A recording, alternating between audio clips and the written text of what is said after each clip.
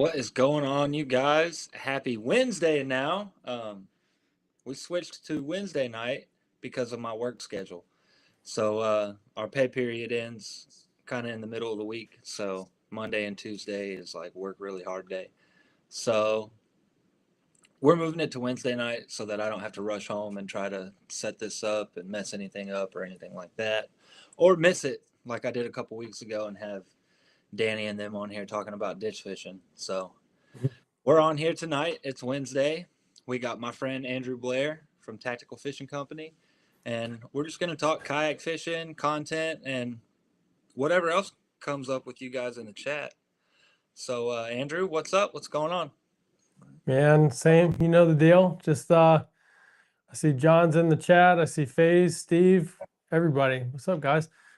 Just trying to enjoy this South Carolina weather. We had 80 degrees this past weekend. We went out kayak fishing, and Chris put a little hurting on me. And now we got 30 degrees outside, and so same old deal. Just fishing and making baits and making stupid skits on Facebook. It was cold and windy here today. It was really windy. Yeah, that's here. It's going to be, the next week is looking to be not a kayak friendly weather forecast. You got middle of the day, 20, 25 mile an hour winds. So, What's up, John? there's a lot of, see, it's nice. I can see the chat in this one. Awesome. I already like it. Took a while to get set up. I was freaking out before, Alex knows. Yeah, we barely made it in time. So I was looking at the weather for this weekend, and I know it's going to be cold, but the wind didn't look too bad, so I'm probably going to. It's been 2 weeks since I've been on the water, and it's killing me. I'm dying without it. So Look, there. you got some tournaments. Did you sign up for the Carolina Yak for the individuals in here that are in Georgia? Yeah. A friend of ours, Caleb Acosta, runs a local club, Carolina Yak Anglers, and he opened it to the state of Georgia. If you guys want another monthly kayak tournament to enter, so you can reach out to me or Alex about it. But it's pretty fun. I know you're in our monthly internal for TFC. Yeah, I signed up for the February with Caleb. Okay, sweet. Yeah. We're gonna give it a shot, see what happens. I'm gonna do that no limit day too, and fish Lanier for that. What's up, John? Steven? So, you're talking about his no limit? Yeah, he opened Lake Lanier, so I'm gonna fish that too. Why not, man? Support the homies, you know? Oh yeah. No, man, it's just, for those everybody in here, we pretty much know they kayak fish, and the more trails there are, you can double, triple dip, especially like the native no limit coming here to Santee. There's other events tagged up with it. So, yeah, it's a good opportunity to try to pull a little paycheck or just have fun. Yeah. I mean, if you typically, the people that double dip and finish at the top are finishing across the top. Like most of the people at the top are all double dipping. You know what I mean? Oh yeah. Yeah. I mean, you can some of the pay-ins, especially for the kayak events, are not very expensive, right? You're looking 30 to max $100, right, for some of these events that are non national trails like the no limit. But it's, might as well, because I mean the thing is, if you catch, like the other day, right, we went out, Chris caught a 22 and a half and a 22 and a quarter, and then I caught a 22.75, all within an hour, right? And we were even joking, like, man, if this was the no limit, Chris probably would have taken the 7 a.m. and I would have taken the 8 a.m. You know what I mean? So like, you never know. You might as well dip into something else, because you could, if you're not in it for the money, it's fine. But if you want to try to catch a little check, then yeah, Chris is laughing. I was a sad boy. I was sitting right next to him catching pickerel. This dude's slinging big fish. I was like, oh, he's about to drag me in our tournament. And then I made up for it a little bit. But no, Thad, I'm not taking the hat off. I'll blind you. I got lights, right? So you got some changes coming your way, huh? Pretty soon. This week, next, something like talking that. about yeah. So most of you guys know we're working with Relax Retreat here on Santee Cooper, and they are Big Adventures specific, bona fide native. They don't have any liquid logic, right? But So I jumped back into a PWR 129 from Bonafide because I had that boat in Maryland. So all the fishing I did in Maryland, whether it be river, smallmouth, or snakehead, it excelled in shallow water, right? Well, I'm fishing, shush, Steve. He's already booing.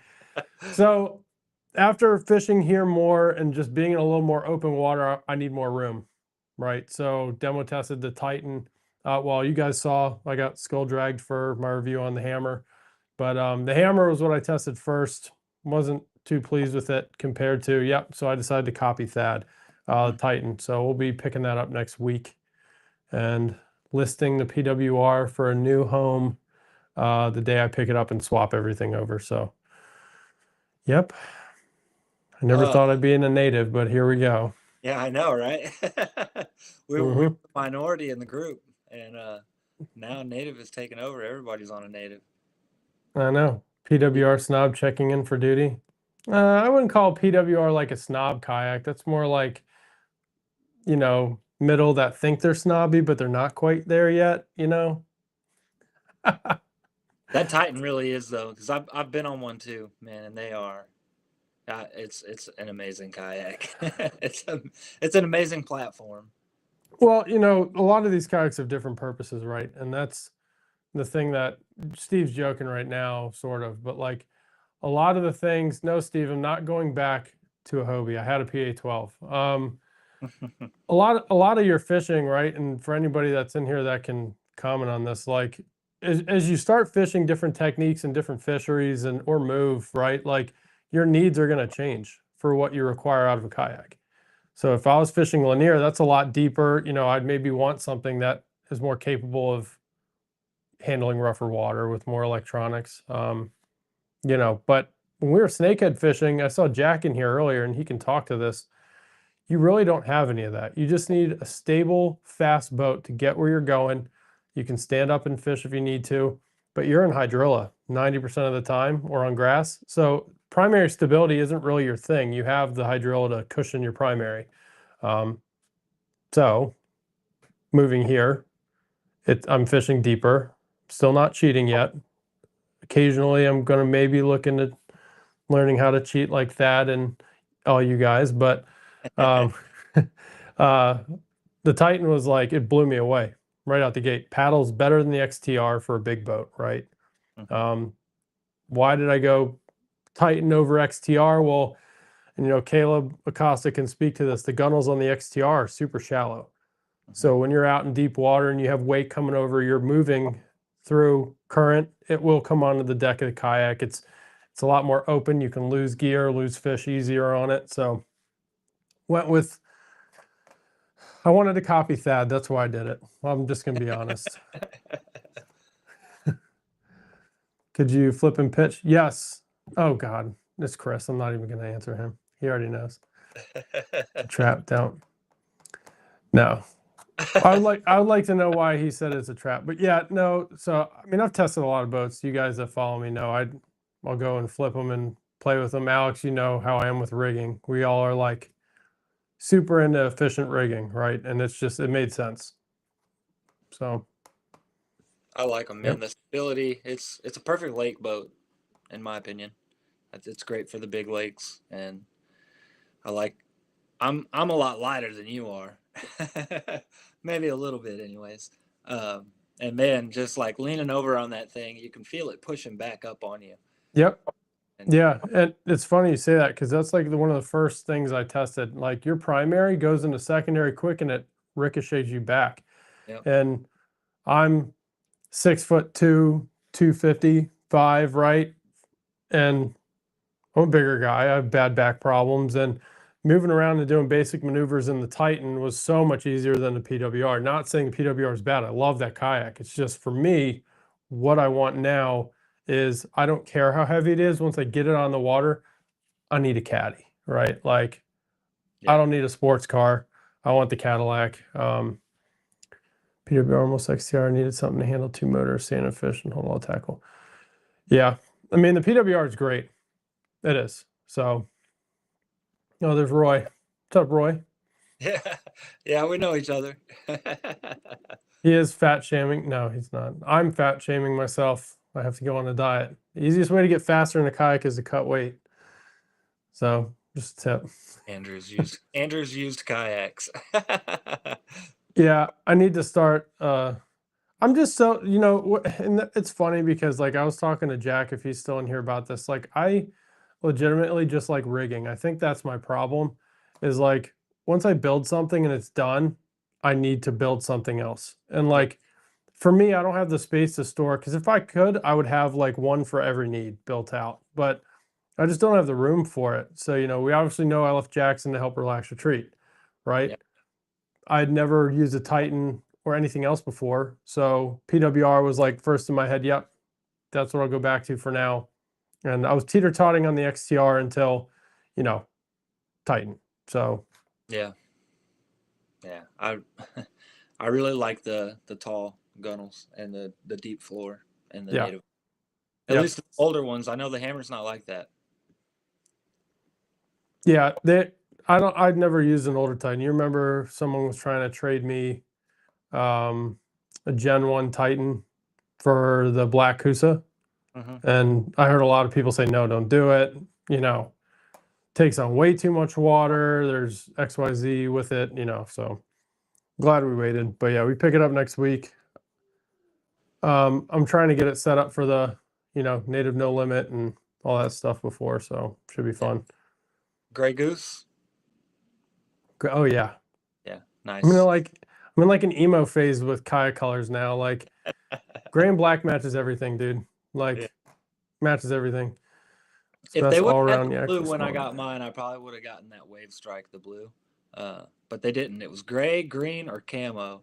So definitely had to go with the gray because I really don't. I'm not a fan of that green. Yeah, the wave strike is cool. We got Big Bait John. What's the best all around yak for a small guy like like him, and big baits, streams, lakes, rivers, ponds, everything all around. So I know we're talking. It really depends if you would prefer paddle, pedal, or motorized, right? Like that's the first question you have to answer, because my response will be completely different, right? If you want strictly a paddle craft, that can cover all that. And I'm not just going to talk about native and those. Like the Kusa X is a great kayak, right? It can cover your rivers. I've used it in larger lakes, um, but you have to motorize or paddle it, right? The PWR is a great platform. If you're smaller, it really depends. If you give me like a height, you know, pedal or motor. Um, the Slayers are kind of like that really good hybrid, a Slayer 10, especially since the new Slayer Max, they now incorporated all the PowerLink plates where you can, integrate your motor capability and your electronics. As before, they didn't really have that. As far as the bona fides go, the RVR is a solid boat. I just personally haven't taken one on big water, so I can't speak to it. But the SS 127 is probably one of my favorites ever. That literally I've fished in rivers everywhere, and it's a phenomenal boat. So the SS 127 is motor ready. You can rig up a motor. The FCS Wizard slide right on, or you can put the backings on from Bonafide to wrap your foot steering on. It's a good boat, depending on your budget too. That's another thing. We have such a wide range based on budget. So yeah, New Canoe Unlimited. The UMAX is cool. The Unimax is cool, but here's my thing, right? Because I don't represent any kayak company. So this is my gripe with the New Canoe Max. Looks like a great boat, right? Now, for $3,000, you have no front storage up front. Mhm. None. You have to add an accessory pod, which, correct me if I'm wrong, let's just say it's $300, okay? Not that So big. yeah, so like you get the rear hatch storage, but I would just go with the New Canoe Unlimited, Mhm. even though it's a little shorter, New Canoe Unlimited, buy the pod, you save $500-$600, right? The UMAX doesn't look like they did a lot different, and honestly, there's just not a lot of content out there on it yet. I know Tyler Bean, Ryan Rice, my buddy, and the New Canoe team, uh, Greg Brundle, they all started doing content on it. Austin and Chad did video on it, but I don't think it's you know, for big water, awesome, but not for, that thing would be a pain in the river. The U10 would be the vote hands down. Yeah, So, I agree with that. I haven't seen them in person. I just saw the that release when they did the release over here on Lanier. yeah. Oh yeah, that's right. They were down by you. I forgot. Yep. Yeah, it looks cool. I'm not brand bougie. Don't want to hit anybody. Water stand up on. So Big Bait John, where are you located? He's This here. is the He's local to me. festive demo day. Yeah. Go out to Festive Water. Dude, Check out a demo day, or if you want to come up here to Santee Cooper and visit, relax, retreat, outdoors. I help them with kayak stuff. The easiest thing to make this choice is demo. I'll tell you, if you go on a kayak website or a Facebook group, brand loyalists will steer you to their brand almost every time. And I've noticed, you know, it doesn't matter what your requirements are. They're going to find something to basically fit your need, but not maybe be the best thing for your need. So I would definitely go demo. yeah. You have to try a few. Let me know. Send me a message, John, and I can get you on some too. See if you like them. No, Roy, that is not my daughter. My wife is picking my daughter up from cheerleading. That is my 5-year-old staring at me through my office window. He's just like, so no, we're good. Let's see. New canoe is huge. Yeah, the new canoe is pretty big. Yeah. RVR. Yeah, RVRs are nice. Yeah, the RVR is a great boat. I've used them in the river before, and for me, I'm just too tall. The seat positioning, just for my sciatic pain, it hurt. It's a lot lower, but it has to be a low position, right? Like, it's not going to. Yeah, bass fishing 336. The new canoes are sweet. Our friend Greg Matakaitis down in Florida, his is rigged out, you know, really nice. But the thing that's cool with his is he converted the seat to a cooler strap down. So it even opened up more room. And even in Santee and rough water, when they came last March, he's standing up with his XI3 going, you know, casting as they go. What is that? Back to my question, please. Yeah, Michael, if you can just, yeah, what is it? The Pro Seat upgrade. Have you talked them into selling just the base for the seat? They're not going to do it. No, I didn't think so. I didn't get any response that would put it in the realm of anything now, right? I do think they should, because after my testing of the Pro Seat, the Tempress is 1.5 inches higher than the stock high position seat, not the base, but with the cushion. So it does make you even more tippy in the high position, right? And wind susceptible. So I swapped out my seat for the XTR seat. It put it back down 1/2 inch lower than the stock high position. It's better. But yeah, it's, you know, it's a great seat. It's good for the kayak. They designed it well. It's just, I think they should allow the base so you can pick your seat or add an option. They already have the Millennium seats. They might as well offer it, you know? Right. So, I've got the Millennium seat on the Slayer Max, and it Yeah. didn't come with it, right? It came with the one that kind of sat down on the floor. So it did raise it up, but it's not too high. It's perfect. I really like it. You can build a base with EMT tubing. You can. Steve, I'll send you pictures of what it looks like off of the kayak so you can kind of get an idea of it. But just for the hassle, I just bought it. I just bought it. It's $400. Traded the seat outright. Jackson, when I bought there, that's about the same with seat and cover, was about $400 for the new seat. So that's pretty standard. Buy a whole new Pro seat just to get the swivel. Yeah, I'll get yeah. your number, Danny. Yeah, so you have to buy the Pro seat assembled with the Tempress. It comes with the Tempress from Bonafide. I added the Mariner Sails locking swivel because it doesn't come with a locking swivel, right? You guys know my gripe with that. Swivel should have it from the factory. So I added the Mariner Sails locking swivel, and then Caleb, my buddy here locally, I took it out with the Tempress. Wasn't right for my back. The one thing I'll say is it stays at 90 degrees. It doesn't recline. So depending on your body composition and size, that might put you leaning forward the whole time. You know. It's Danny. Oh, hi, Danny. Yeah, so I had to buy the seat assembled, and then my buddy wanted to trade, so we traded. Otherwise, you could go on millenniummarine.com The Millennium seats that they use for the natives and the bona fides are like $100 Mhm. from Millennium Marine. There's no up cost for buying through bona fide natives. So you can go buy one, even at Walmart. They sell them for $100. They have different colors and it bolts right up. No fitment issues. It's all made to fit. So we'll set up like Silverpunk wants to set up like you have. He wants the Millennium it's FNGO seat on the PWR. yeah, it's a lot better, I'll tell you. The 3 times I was out, like I said, with Chris Platts this past Saturday, really testing it in the wind, and phenomenal. It's a lot wider than the stock seat, so you have more room, but Mhm. you know, the swivel, it allows you to just, you don't feel confined on the Tempest, right? Because it is a smaller bass boat seat. So He just said that was the red flag for me. $100 is cheap. Yeah. I yeah. guess $100 is cheap. It could be expensive though too. Yeah. Well, for a seat comparatively, Yeah. $100 for a seat. And yeah, I think the kit for mine was like $329 Yeah, to that's swap it over.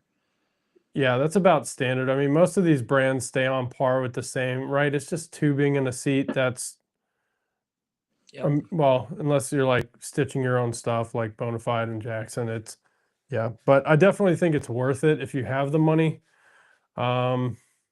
That's if you want the swivel. But I personally, I did not like the Tempest because of my sciatic pain and it was too high. Yeah. I thought the center of gravity was just too high in the wind, especially without a locking swivel. Like you're already a little tippy because you're higher, and then you have the swivel to tip you even more, especially with your foot steering and the motor. Um, Are yes, all Rudy. kayaks great? Yes.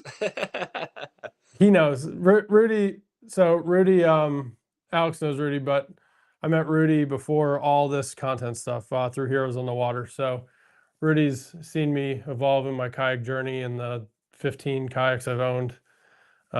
Yeah, so. Oh, heck yeah, Yeah. Steve. Yeah, for 8 hours a day to be comfy, Comfy. it's worth. Yep, that's right, Big Bait John. It is. Every penny. It is. Add a couple kayak cushions to it, and 8 hours a day is no problem. Yeah, so that's the thing with the Tempur seat. It is comfortable, right? It's just the positioning of it hurt my sciatic. Because it is fixed. When you get the Pro Seat base, it is a fixed base. You can't adjust it, slide it forward.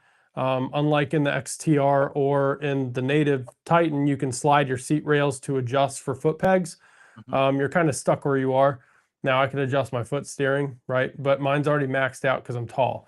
So I was kind of cramped. We did 7 hours, I think, on that first trip with it. And dude, I couldn't walk the next day. I think I told you guys in the chat, it was awful. Yeah. But that's me.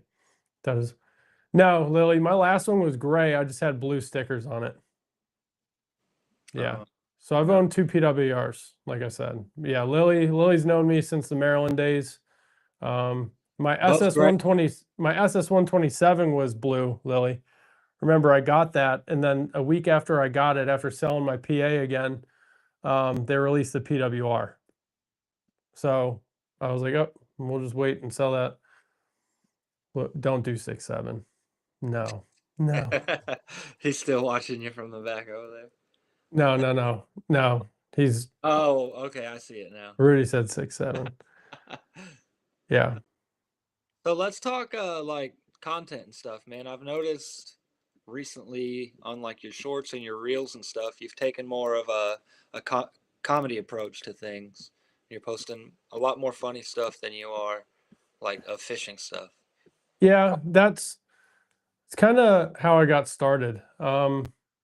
And I'm kind of over, and this is just me ranting because we're talking about it, right? Like, you know, the people that followed me back when I first started, it was a lot of skits, a lot of jokes mixed in with some fishing, mixed in with some DIY, right? Like, and I think for a year or so, I got so mixed up in like just sticking to certain cinematic stuff, right? And it really is just started being not fun to make. So getting my kids involved with the skits, my wife involved with the skits is you know, I mean, I'm still doing the fishing stuff, but the honest truth is, especially for YouTube, my kayak DIY and my kayak content gets quadruple the views my fishing trips do, right? So I'm still going to film them. I still have friends and family that enjoy watching them. But I think the approach going into this year, like I've told you guys, is give the followers a reason to follow everywhere, right? Yeah. And that's what you want to do. You know, Instagram, I'm really over Instagram. It has my largest following, right? But it's all people repeating the same clip every single reel they do with a new witty caption and audio, right? Like it's not really content anymore, in my opinion. So we went back to skits. Starting my Facebook page over. For those of you that do know me, I've been fighting Facebook for 2 years on my personal page.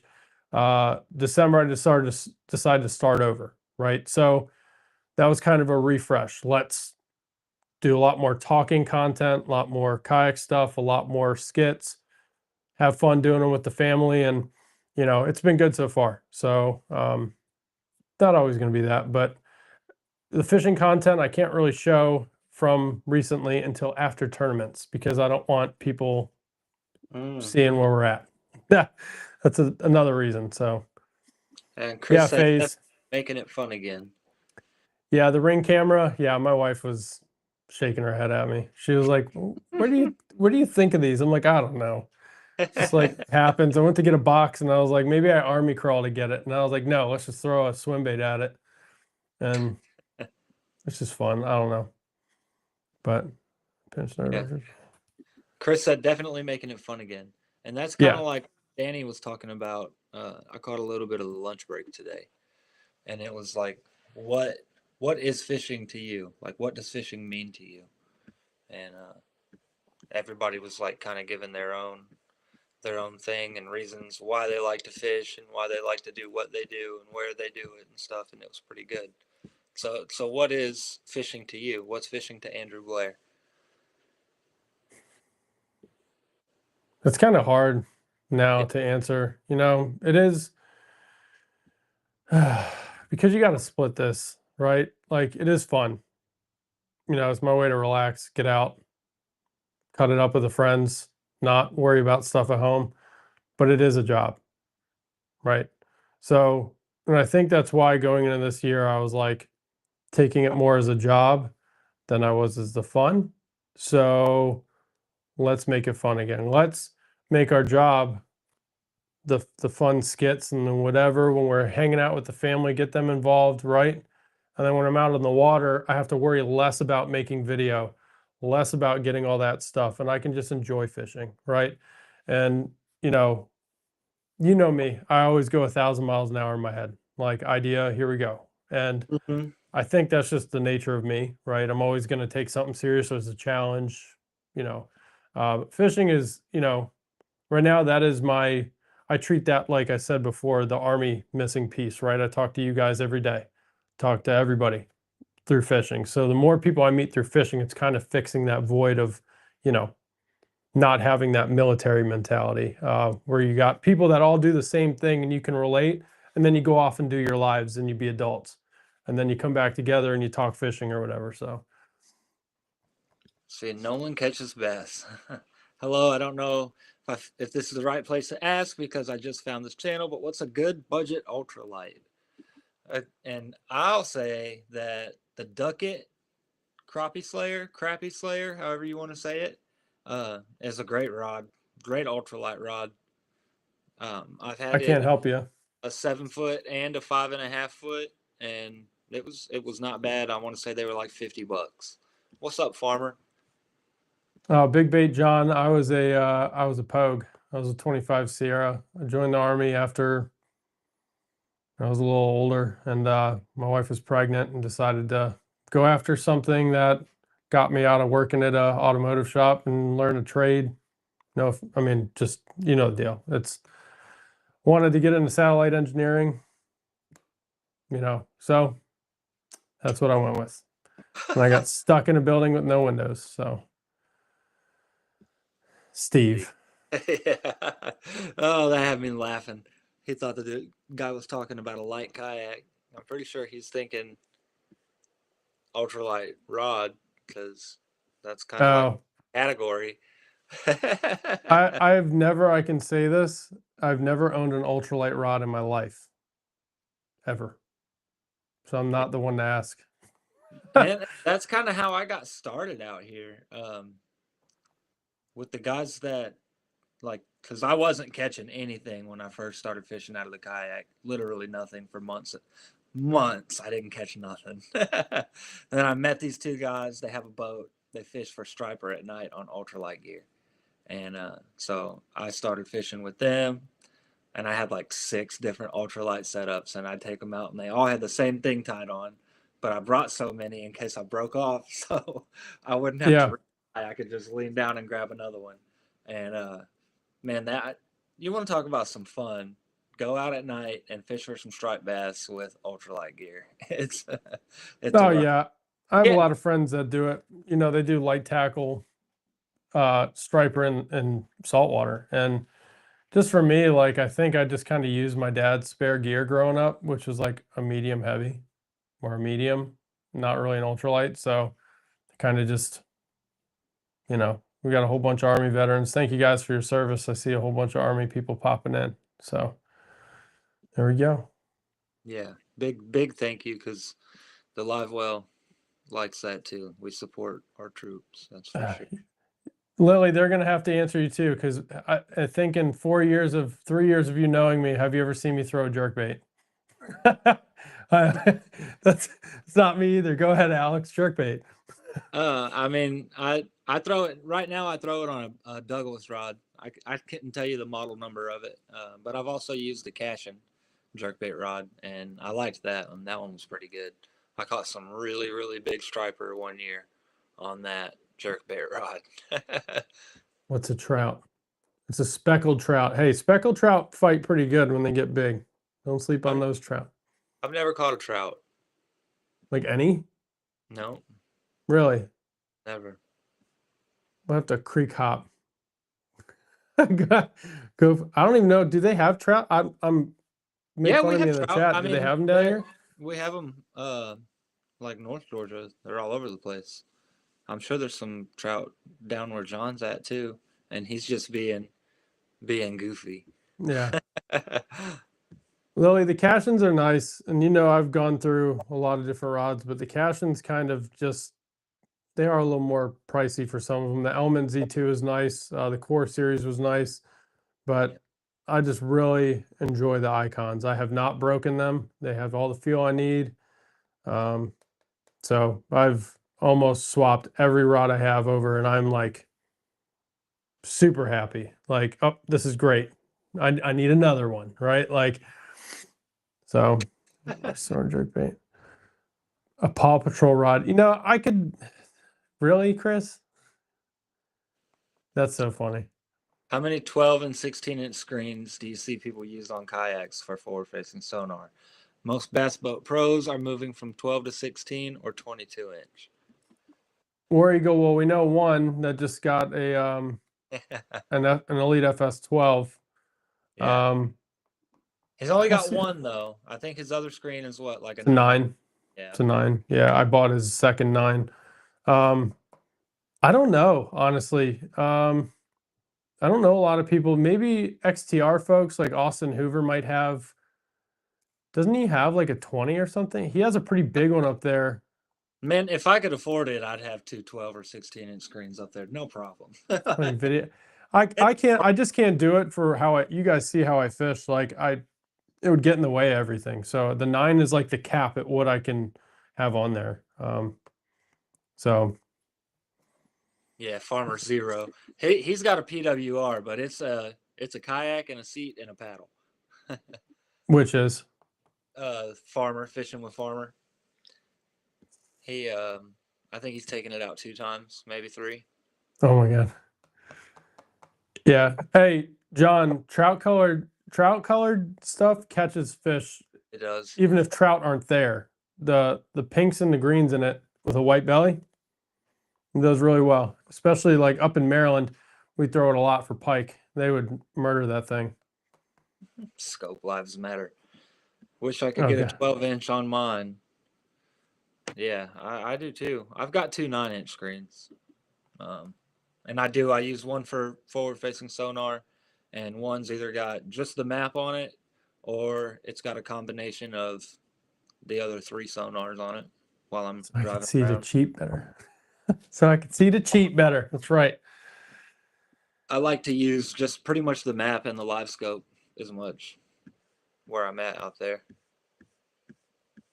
Yeah, this year it's kind of funny. Like, I always joke in the group, and for those of you that don't know, Caleb and I are not actually feuding. We just fabricated this online feud because it's hilarious, and people don't understand. They're just like, cut him some slack. And then they see a video like, wait, you're friends? So like, this year up in Maryland, I didn't use electronics as much because a lot of it was very cut and dry. You knew what you were fishing, nothing real deep. But here, all winter, I've just like kind of changed that to get better at it. So, would I eventually get a scope? Potentially, if I ever saw a need for it, just to learn it. But for the bait side of the house, if anything, learn so I don't have to borrow someone to test out a blend or whatever. But yeah. John, Hey, John, I got you, dude. We'll build you a badass kayak. hey, It'll just take me like a day to do it, maybe. did you ever tell anybody about that idea you had Which one? Oh that we no, made the logo for? it didn't go too far yet. I've got to get some other people on board with it first. Yeah. Yeah, no, I got it. Yeah, But yeah, no, I want that idea. yeah, I considered it for down here, and I'll just say it. Kayak rigging services, right? Like, I know a lot of shops do it, and that's the thing, but we don't have a local shop within 2 hours of Santee that really do that. So I considered it, but We then I'll do. just get burned out again. So Like, and they're big ones too, like Westbrook and Dugout, and then Festive Water. I was doing some there for a while when I was unemployed, for that little stint that I went yeah, on a couple months ago. John, yeah, that's my buddy Caleb. Yep. Yeah, so basically, we always just talk trash when we fish because it's funny. And his trolling motor battery died for his controller. And as I'm filming him saying cheater, cheater, it died and he ran into me. So then we were just like, let's just play this off. Like, let's just do it. So now we just brag on each other online and laugh at it because half the people are like, wait, they know each other. They're friends. This is fake. It's like, dude, Yeah. social media. Like, but thanks for commenting. But no, you two, No, I you think it's two hilarious. I see you guys going back and forth. Oh man, it's so much fun. I mean, that's the thing with like the content. For those of you out there, we talked about content on Livewell with Danny and everybody too. Like, if you're not having fun doing it, you're not going to make it. You're not going to make the content. Not saying you're not going to make it in social media, but if you like are just like not liking the style of content you're doing or having fun, dude, you're going to make less content. And that's why I went back to funny. Like, if Lily's still in here, man, the bear suit on live, I got caught wearing a bear onesie one night because it was like 20 degrees and I was making baits and I forgot I had it on and I went live on TikTok and then it just became a thing, right? Like, if they hit 50,000 likes, I'd get the bear suit on. It's stupid stuff, right? Skits, all that crap. And I think everybody loses their way with like, oh, I need to like have the perfect camera B-roll, awesome, catch a big fish every time. No, man, people want to laugh. People want to laugh too. And like, the skits are relatable. How many times have you ordered stuff and be like, I'm gonna get yelled at for this one? Like, Yep. so Oh yeah, so many times. yeah, yeah. Like today, like legitimately, that box came in, that the skit I did at night, and my wife's like, "You ordered something again?" I was like, "Your dad got me a gift card for Christmas," and she was like, "I was like, oh, I have an idea," and she was like, "Seriously?" I was like, "Yeah, let's do it." Like, you helped me with the other skit. Charlotte threw a shoe at me. My daughter threw a shoe at me, and it hit him 2 million views. I was like, dang, maybe I need to use my kids now. But I thought it was funny. I thought yeah, it was because I know everybody's been there or getting stuff shipped to their jobs or something. yeah, I cannot tell you. So I would never It's like a customer privacy thing, right? Yeah. You would not believe how many people would send me an address that just doesn't make sense, and I'd have to email them and be like, "Oh, that's my work," or "That's my buddy's job," or like just some random address, and I'm like, "Okay, you understand if it like gets stolen, it's not on me." They're like, "Oh, no, no, I know." I'm like, "Okay, I'll send it there," but let's see. Farmer planning on using the yak more this year. He wants the Georgia Bass Slam, and I think that would be awesome to get. What is that? So, man, I'll butcher it all up, but the DNR's got there's 10 black bass species in the state of Georgia, 10 different like strains, and if you catch 5 of them, it's a bass slam. You get a Oh, that's slam. pretty cool.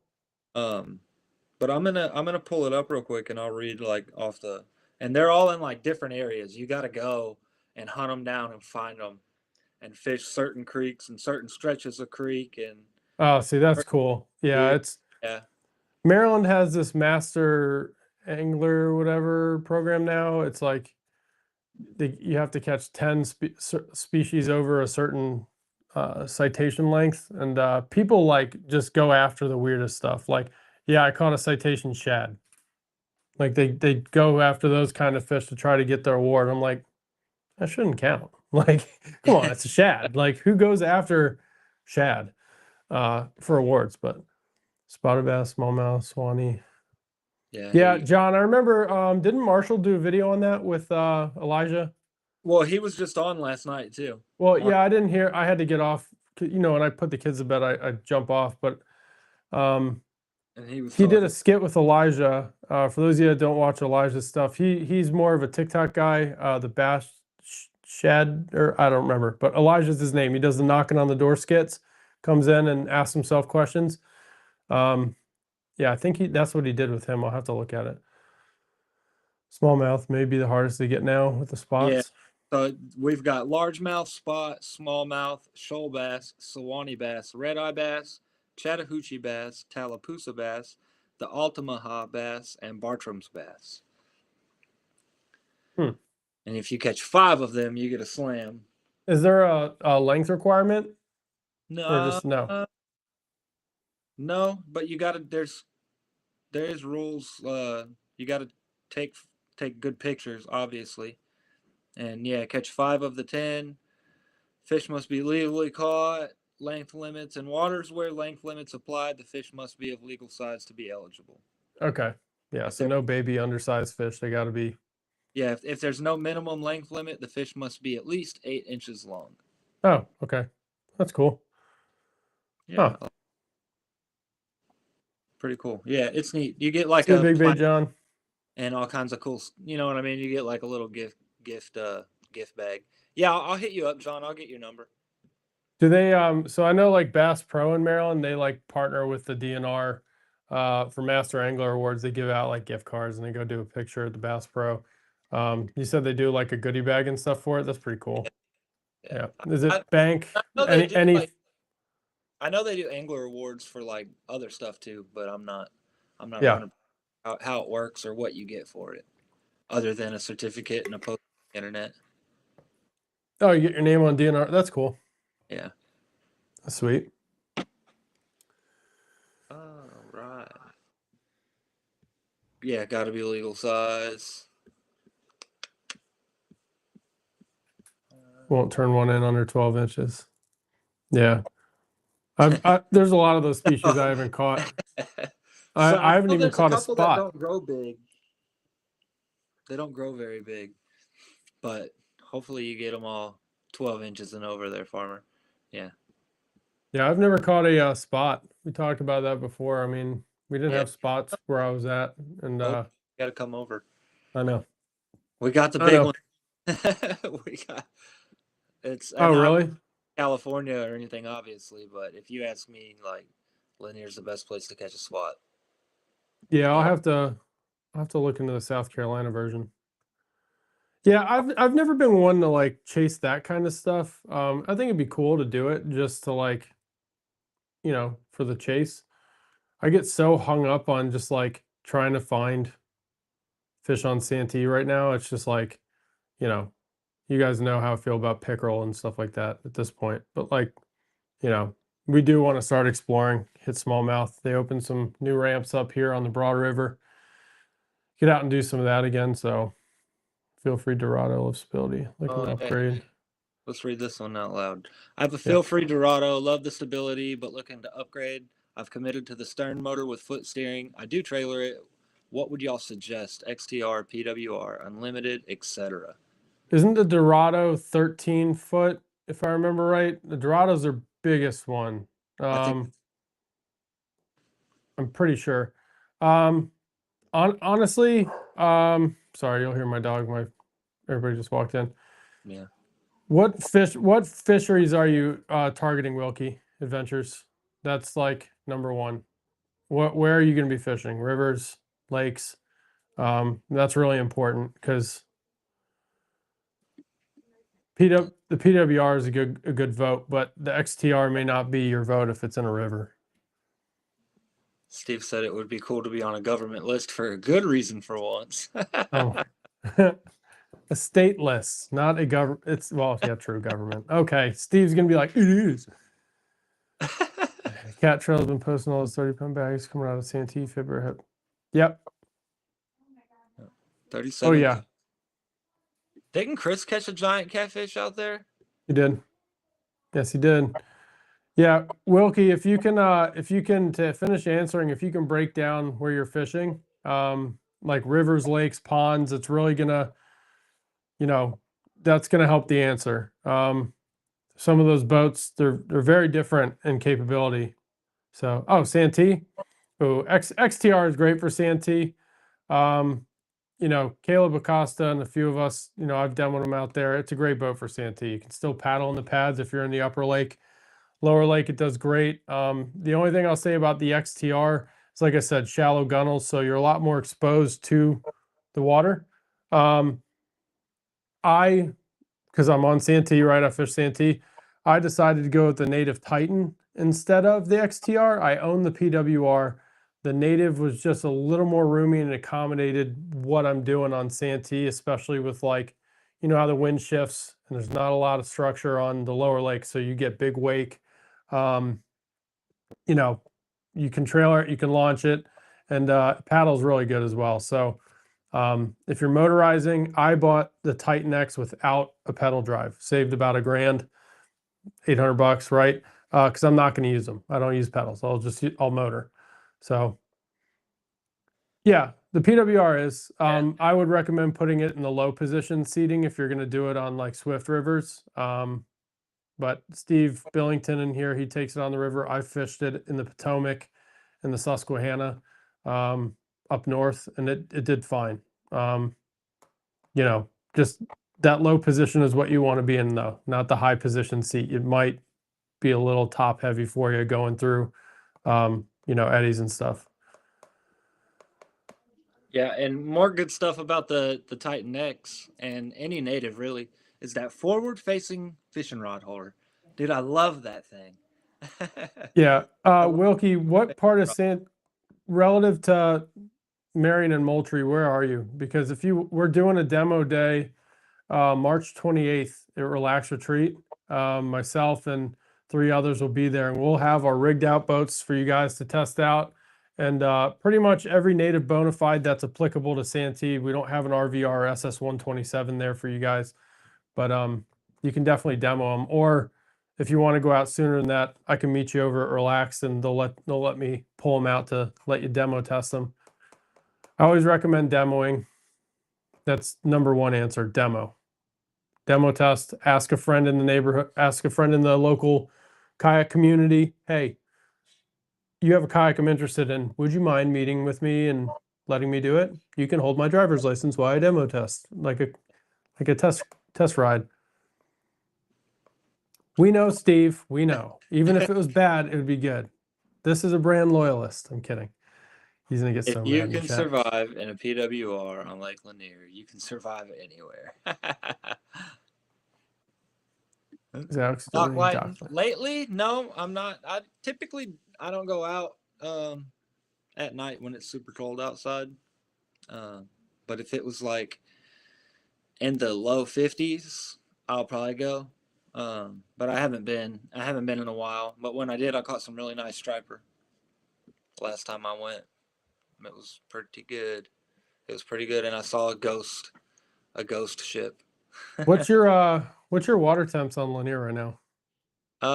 Dude, like I said, I haven't been out in a couple weeks, but they're probably in the 50s, low 50s, upper 40s. If I had to Okay. get somewhere around there, I want to say they were in the 40s last time I was fishing, like 40, Okay. 49. We'll have to once it warms up a little bit, we'll have to try to get like a FNGO kayak meetup on Yeah, Lanier. I think it'd be fun. You guys can watch me struggle to catch spots. yeah. And like, what's this finesse bait? What are 52. you guys? Huh? It's 52 right now. Oh, 52. Okay. Yeah, So that's about so the same. Right. We saw 63. And again, Santee is a lot more shallow than Lanier. We saw 63 on Saturday, but the week prior it was hovering in like 57, 58, right? And it will cool off quick. Like this cold spell at night, we're dipping into the 30s. I'd imagine it would be back to the low 50s with how shallow the lake is. yeah. So It's yeah, been. it's very fluctuates a lot here. I can't wait to go back. I'm fishing this weekend. Like I said, I'll be cold. I can handle, I think, right about 15 miles an hour is where it becomes not fun for me anymore, and it becomes more like work than it is fishing. Yeah. I'm going to go out because I think it's like 12, 13 miles an hour. So it'll probably be like 20, you know? Yeah. Water But was 34. Well, Steve, you're in a lot different of an area. yeah, Steve, Yeah. you're like the boondocks We too. got to get Steve out here at some point. Yeah. So Yeah. sorry if you hear the wife in the background. She's corralling the children. I didn't know if I heard it from you or if it was in my house. No. 258 to 51 lake. Oh wow. Yeah, we need rain here. It's been Yeah. yeah, do it in March or April. Yeah, so Lanier topwater, are you guys I mean, I don't fish deep water, man. Are you guys throwing topwater spooks? Like what do you I see some people's content. I'm like, man, So there, I frogs mean, and buzzbaits are blow ups to me, not like, I like throwing this little riser. You've seen the Jackal risers? Oh Uh, yeah. they're small, they're little. I like throwing those. I like throwing a what is that? The Evergreen shower blows. I like the I haven't seen that. 105. It's like it's like a walking bait, but it's kind of like a popper. I don't know. It. I walk it. I walk the dog with it, and I like that one. I like the cast OG. That one's a lot of fun to fish, and it catches big ones. Wait until May. when the shad spawn is going. Okay, we got to listen to Farmer. Wait till May when the shad spawn is going to come on and do a Lanier trip. Easy fishing, target island saddles with top water and hard swim baits. So blow All through right. like that. Yeah, We'll have to I know May is going to be a busy month because yeah, it is. we got yeah. For those of you in here, is anybody in here fishing the Bassmaster Kayak Series on Santee? That's the first question. But we Alex, myself, Chris, a few friends, Greg, we're all staying together and we're all going to fish it. So should be a lot Yeah, of it's fun. gonna be fun. I've already. It was like a couple hours after he told me about it. I was like, all right, where do I send the money? Yeah, it should be a really good time. I honestly, like I said before, I think May is going to be a little more difficult. But kayaks get secondary to the elites, right? So Yeah, I will say if you guys are going to fish that event, just please be careful of the gators. That is like almost prime gator mating season. If you hear grunting and you hear hissing, get away.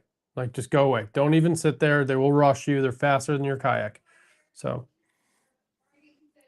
shad yeah, spawn. yeah. They are. Do the shad spawn same time as blueback herring? and they're both after the bass spawn. I have no idea, to be honest with you, John. I'm not the guy to ask about like when the bait fish spawn and stuff like that, because I don't know the answer to those questions. I'm not a biologist. I just like to fish, and I got on here because I saw a guy that I know needed some help, so I offered some help, and now I've got my own show. So, So Silverpunk is Kevin, right? yeah, Kevin Gray. Okay, yeah. That's what I thought. Because the guy Wade Clemens from Yak Attack has silver in his name too, and I always mix up the two. Okay. Yeah. So Kevin, your rod has a lot to do with that. With walking the dog, it's a lot easier to walk the dog on a frog or a spook with a shorter rod. So I don't know what kind of gear you're throwing, your top waters on, but if you're trying to walk a hollow body frog and learn how to walk the dog, it's a lot easier with a shorter rod, so you can like actually get your rod tip down and get the angle correctly.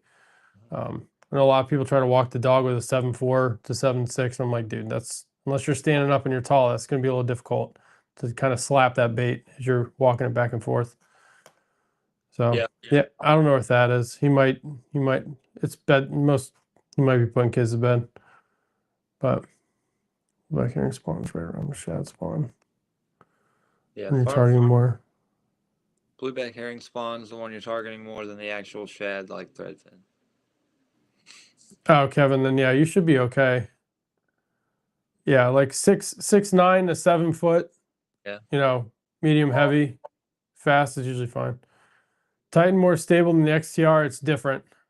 Very different feel. So the PWR or the XTR, sorry, has more primary stability than the Titan, right? But the Titan rebounds into your secondary, rebounds back faster. Standing on both, the XTR is like a dock, right? You have a little more room.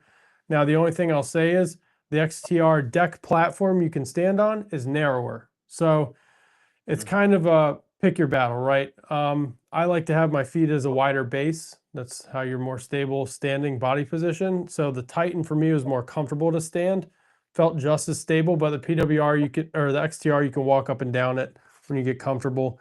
But the Titan, in my opinion, one out of the two for me, because paddling the Titan in any situation I would need to paddle it, right?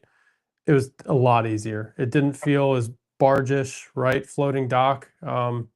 So that's why I went Titan over XTR. If that makes sense, if that answers your question. It's so hard to compare those two.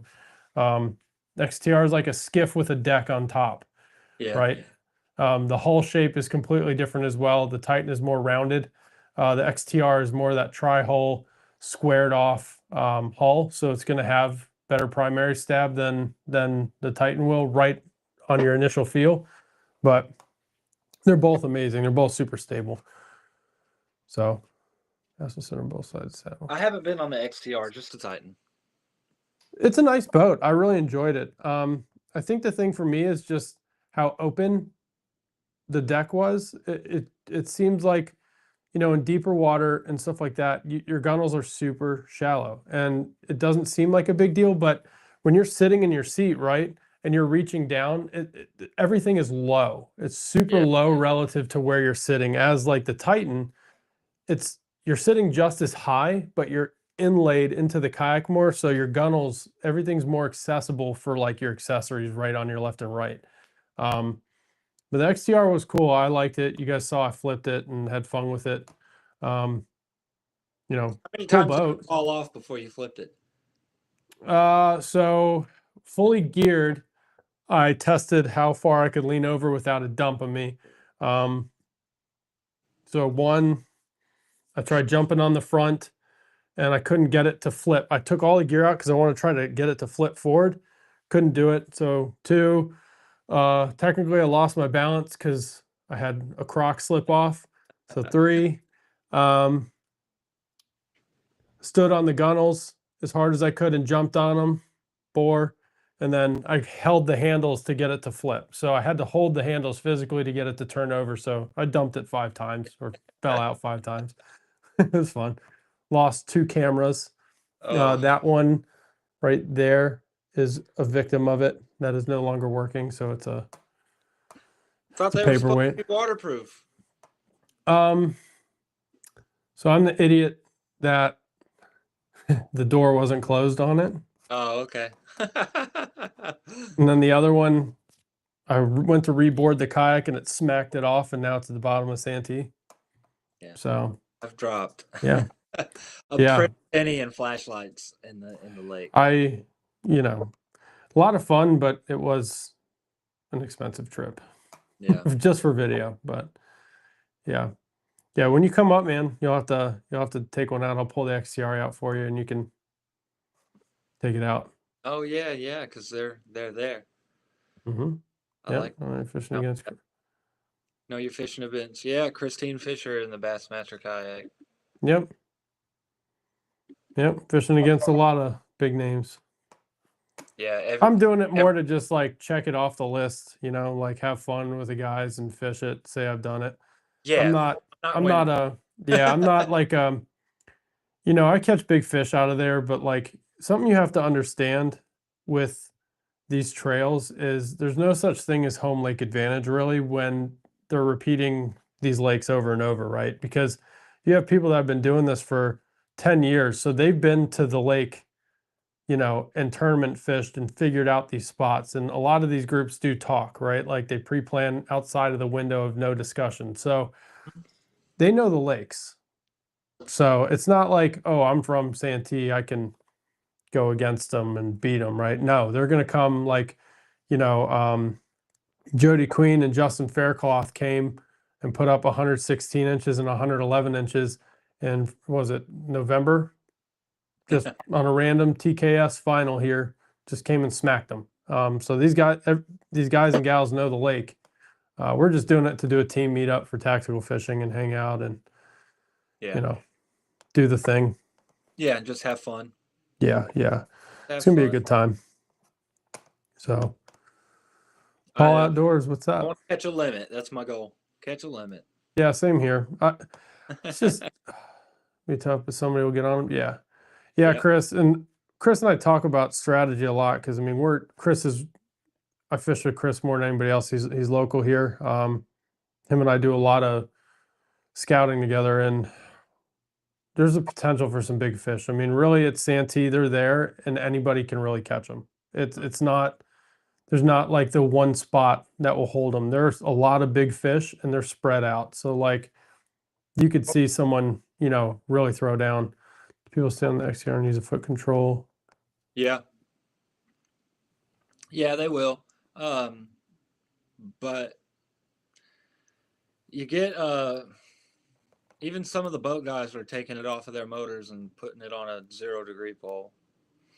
So because you get it's more trustworthy. Sometimes the sonar and the trolling motor aren't lined up quite perfectly, and it makes just a little bit with that makes the biggest difference.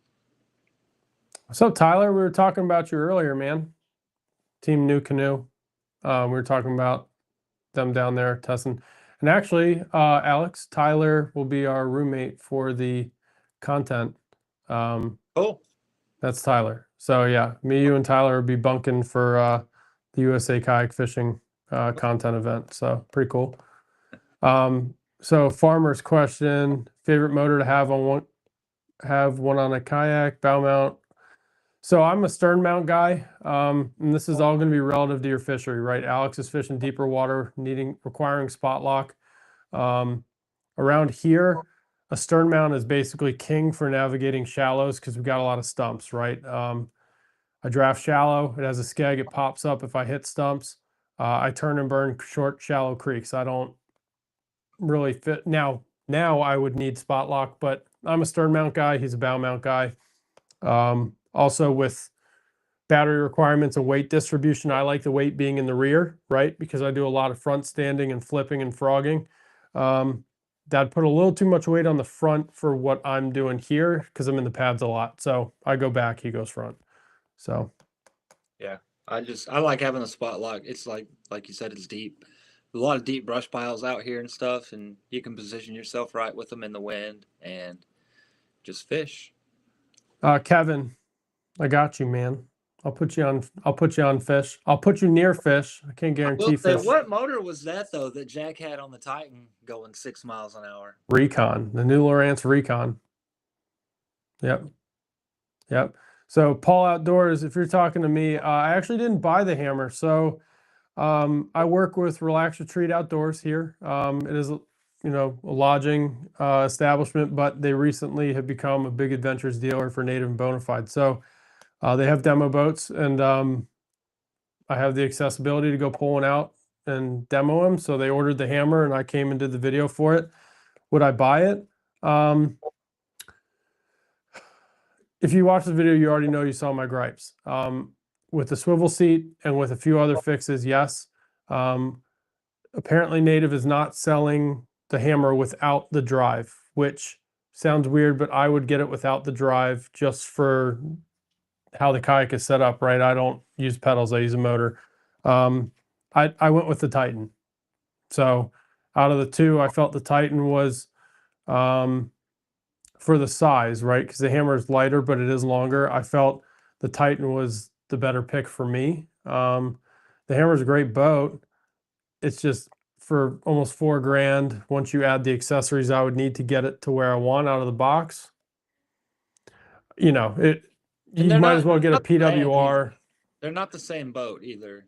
No, they're not, and that's why it's really hard to explain this, because until you get on both of them to see, and I compared the hammer to the PWR a lot because and a lot of people got mad at me for that, but you got a 12-foot 10 and a 12-foot 9, right?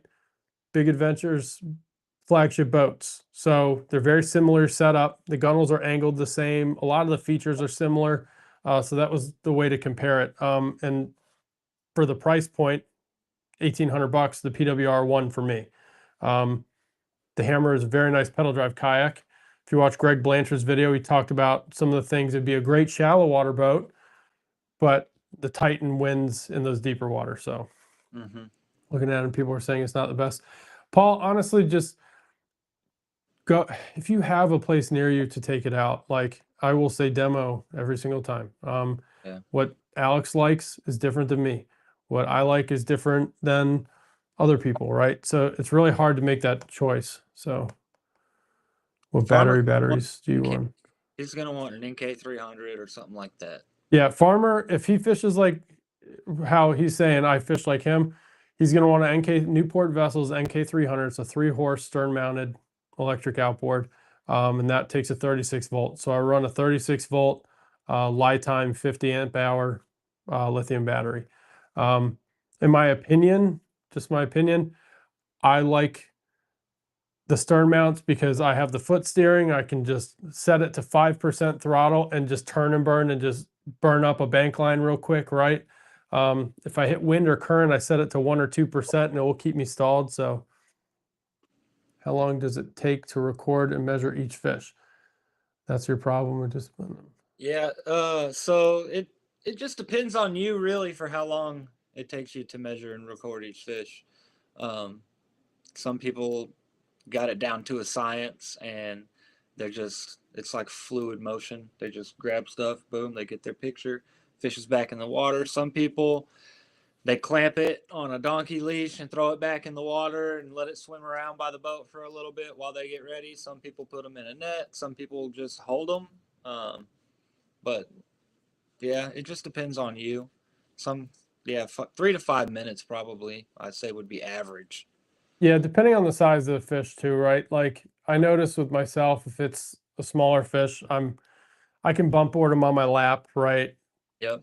Not, you're strong enough to handle that fish, and it's usually like on the board, photo, verify, gone, like real quick. If it's a bigger one, like my rule, if it's 19 or above, it gets the net. Meaning, put my net on the side, I'm bumping in the gunnels, right? Like 19 or bigger, you get the net. I set up my barriers, right? take 2-3 pictures, take my time, right? So it really depends. Yeah, Steve, I was thinking about Marty when I was saying that. It really just depends on you, um, and how often you do it, really, too. I know I went a couple months without putting a fish on a bump board. I just wasn't measuring anything that I caught. And then when I did go to finally measure one again, it was like, okay, how did I do this? Yeah, see, and you know, that's why, and if you can, and this is what's like, if you want to bump board fish or record them for yourself, right? I bump every fish basically just for like a log for myself.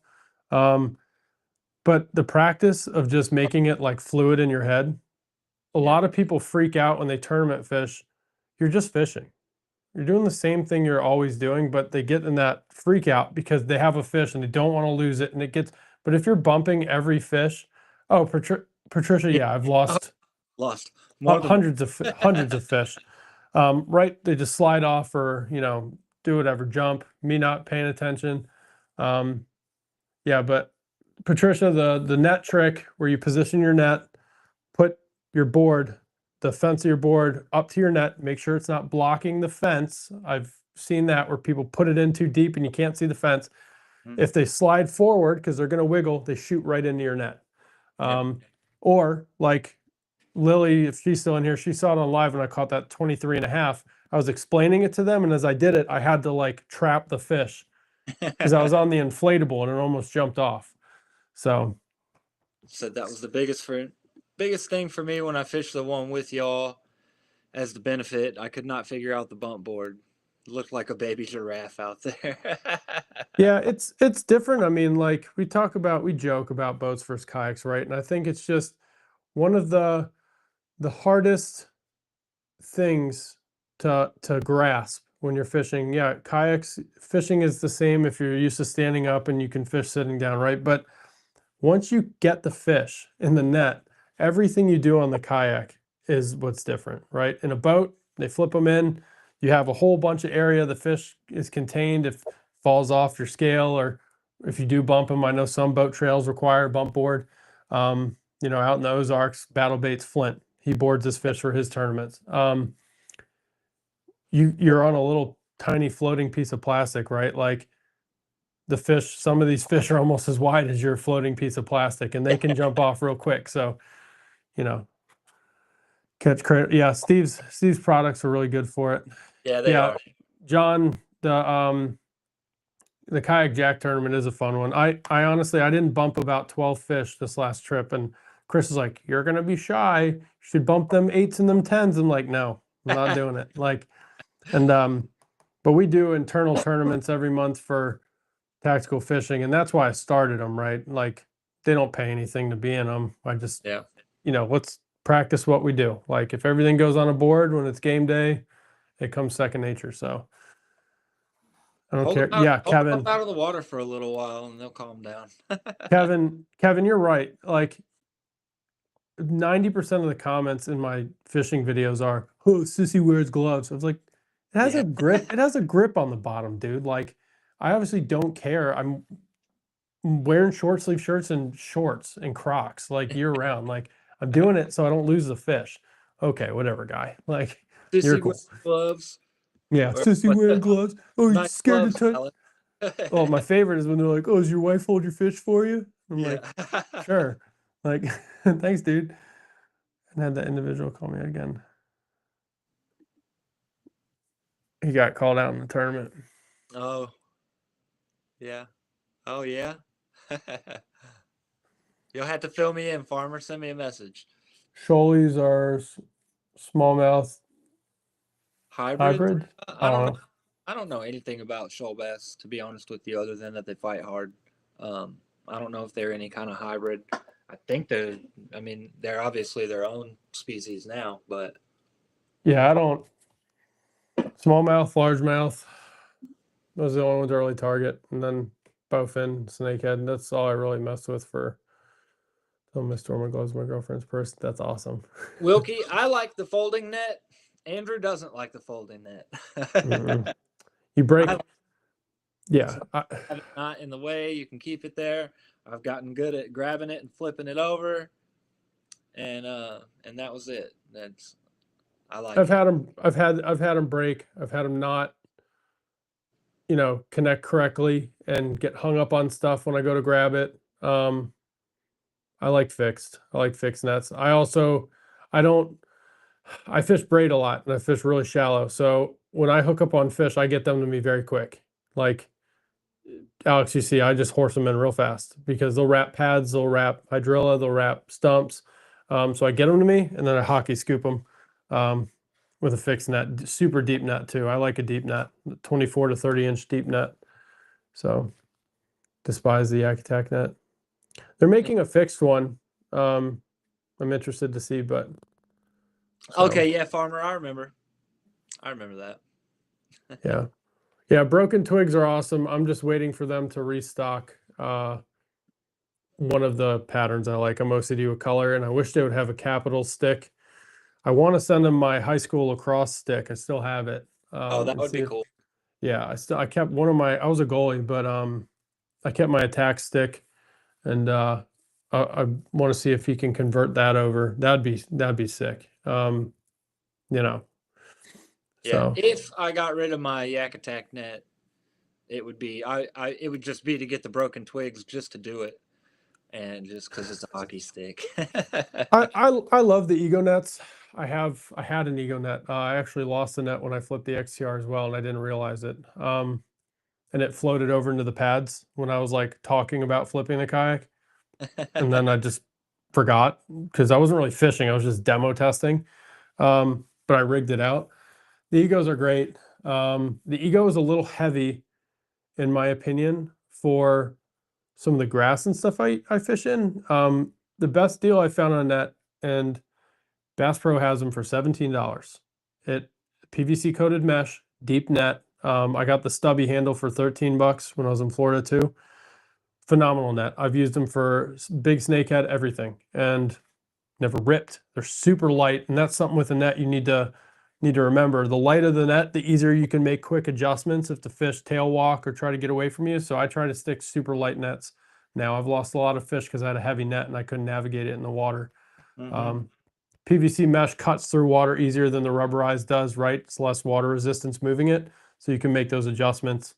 If you're newer to that kind of stuff, that's just something I learned over time. Where do y'all keep y'all's net? In a rod holder off to the side of the kayak with attachments? I'm new to the game. I don't even know where to put stuff. Yeah, I keep mine in a rod holder. It's just kind of behind me on my left. Steve and I keep it in the front. We have a bridge, little captain's bridge in the front, and I put a little paddle holder there, and it just sits there. So all I got to do when I'm fighting the fish is pop it off and go down. I don't reach behind me. Pops off, goes down, goes right back. So broken twig is excellent handle, so I have to just lay it. Titan X. So let's see. If you had to pick a single kayak. So Paul, that's kind of what I was in. I went with the Titan X. Yep. I had a lot of different platforms in mind. I go through a lot of kayaks, and unfortunately I don't have the room to keep them all, otherwise I would and just rig them all out. Oh, it's Tuesday, I want to take this one, but Yeah, right. Wouldn't that be cool? dude, it's so hard for me because if I didn't have the bait shop, I could have a kayak shop, but I have both. So like if in any one of my videos, if you go this way, it's all everything plastic manufacturing inventory. You go that way, it's all the fishing gear and the kayak stuff. So like I just need, if I had a 30 by 30 shop, I could probably like give a 10 by 10 like section to the kayak gear with kayaks lined around it, right? But buying a micro power pole, absolutely. It's on my list. They're great if you don't have spot lock and you're shallow. There's something made, isn't it? I'm used to not even having to use the net, but I learned real quick if you boat flip them in the kayak, you get spined easy. Yep.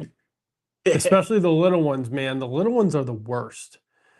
DW Boat 8. Yeah, the company we're talking about, Broken Twig Landing Nets, that's literally what he does. He takes hockey sticks and he converts them into floating nets. And it's cool. I'm a big hockey fan, Washington Capitals. and I've been waiting for him to have a Capitals one on there. I'll probably end up going with a Warrior or a CCM stick if he can't do my lacrosse stick, but yeah, I think it's pretty cool. Put the net cam on it and it'll be the net cam sponsored by Broken Twig Landing Nets, like in hockey. Boom.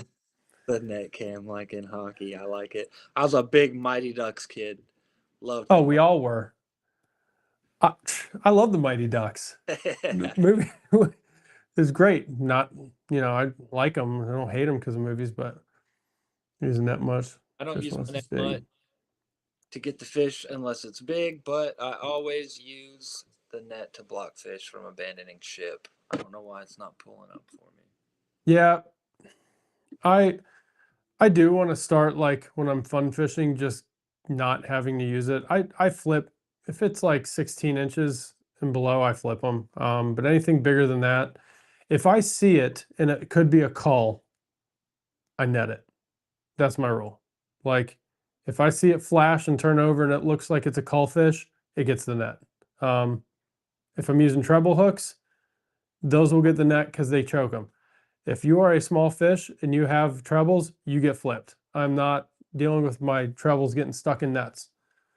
So, Yeah, I had a net like that, and my trebles would get stuck in it, and I'd be sitting there watching the fish blow up, and I'm sitting yeah, there out the bait that they want. you know? yeah, And yeah. you got Major, holes. I'm really liking this tack toads, all the other stuff you make. Hey, farmer, appreciate it. And if y'all ever have color suggestions for down in your area, hit me up. I'm always looking to regionally expand color selections too. So, Dude, I don't know what is going on with my. Steve, I net everything because I don't catch enough fish to be playing. Hey, dude, shoot, until I get a 5-bag in the tournament, every fish gets the net. Have a Like, good night, farmer. yeah, it's, the native no limit, every fish will get the net. Yeah. I'll tell you that. I don't care how big you are, you get the net. Which I think is a really fun, concept. It's lining up right. Like, Alex, the kind of fish we're on right now. If it holds like that for a month, me and Chris we're licking our chops, dude. I'm telling you, we're like, not even about trying to win it. It's just, we have the potential to put up a respectable no limit bag, right? So Right. that's always exciting when you're on, like, you and your buddy are within 100 yards and you're both catching 20 fish is like, this is nuts. Like, let's do this thing. So Yeah, it's yeah. always exciting to know that you could. And everybody has their day, right? Oh yeah. Could have your Yeah. day on tournament day. You know what I mean? Uh, it's one of us could go out there and have the best day of fishing we've ever had in May at the Bassmaster. Oh And yeah. win that whole joker. I know. It Well, could. it's really cool because, I think for us and, a lot of these, John, Kevin, everybody in here, we all communicate via social media in some fashion, right? So, like, they know we all are, I think the coolest thing about it, especially with the kayaks, is like, yeah, you can go fishing with your buddies on a different boat or be on the boat, but like, all of you guys are coming up here. Chase will be here for the no limit, staying just conveniently. That's when he planned his trip. Greg's coming up, so there's going to be good. I mean, we're not going to fish on top in a no limit, right? I'll make sure I set them up in an area that they can be successful. But for the Bassmaster, I don't hunt. I'm not a trophy hunter, right? Like, Yeah. I would like to participate, and all right, I did that, and then move on. Get the content, the photos for you guys.